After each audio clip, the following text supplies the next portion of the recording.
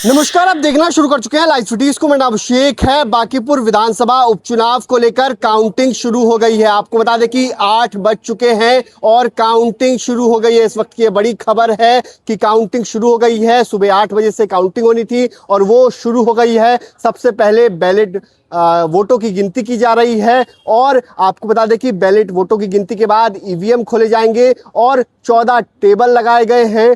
हर एक टेबल पर मॉनिटरिंग की जा रही है और साथ ही साथ 31 राउंड में यह फैसला होगा। तो बैलेट बॉक्सों की गिनती शुरू हो गई है और अब से कुछ देर बाद रुझान आने शुरू हो जाएंगे कि बांकीपुर में कौन आगे चल रहा है, कौन पीछे चल रहा है, किसने बाजी पलटी। ये तमाम बातों को लेकर अब से कुछ देर बाद जो है रुझान आने शुरू हो जाएंगे। लेकिन आप देख सकते हैं मतगणना स्थल, काउंटिंग स्थल पर चप्पे चप्पे पर मॉनिटरिंग की जा रही है। सुबह 8 बज चुके हैं और काउंटिंग शुरू हो चुकी है। तो ये इस वक्त की बड़ी खबर है। आपको बता दें कि 700 जवानों की तैनाती की गई है। चप्पे चप्पे पर मॉनिटरिंग की जा रही है और पूरे इलाके में 700 जवानों की तैनाती की गई है। किसी भी स्थिति से निपटने को लेकर प्रशासन ने पूरी व्यवस्था की है। तो बांकीपुर में जो 30 जुलाई को वोटिंग हुई थी, आपको पता है कि 30 जुलाई को वोटिंग हुई थी और उसमें क्या दिखा था, आपको पता है किस तरीके से एग्जिट पोल आए और एग्जिट पोल में बीजेपी और प्रशांत किशोर के बीच सीधी टक्कर बताई जा रही थी। महागठबंधन की जो आरजेडी की कैंडिडेट है रेखा गुप्ता,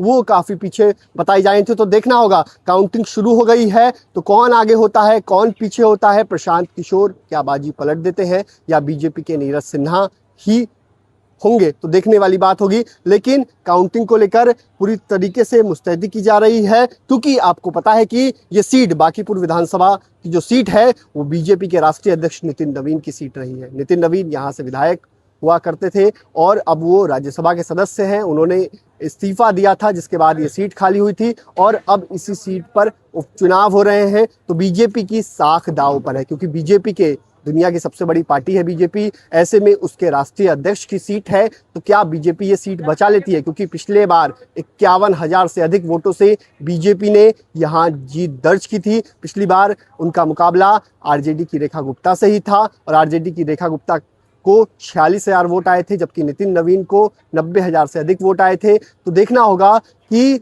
बीजेपी अपनी सीट बचा पाती है कि नहीं बचा पाती है, क्योंकि जिस तरीके से प्रशांत किशोर ने कैंपेनिंग की, प्रशांत किशोर ने जिस तरीके से माहौल बनाया, अब कहा जा रहा है कि महागठबंधन लड़ाई में नहीं है। देखना होगा महागठबंधन कितनी बड़ी चुनौती देता है, महागठबंधन की जमानत बचती है कि नहीं बचती है, क्योंकि प्रशांत किशोर और बीजेपी के बीच सीधी टक्कर बताई जा रही है। तो कुछ देर बाद रुझान आने शुरू हो जाएंगे। हालांकि अभी बैलेट वोटों की गिनती चल रही है और फिर ईवीएम की गिनती शुरू हो जाएगी। तो मैं लाइव सिटीज के साथ हमारे यूट्यूब चैनल सब्सक्राइब करिए। धन्यवाद।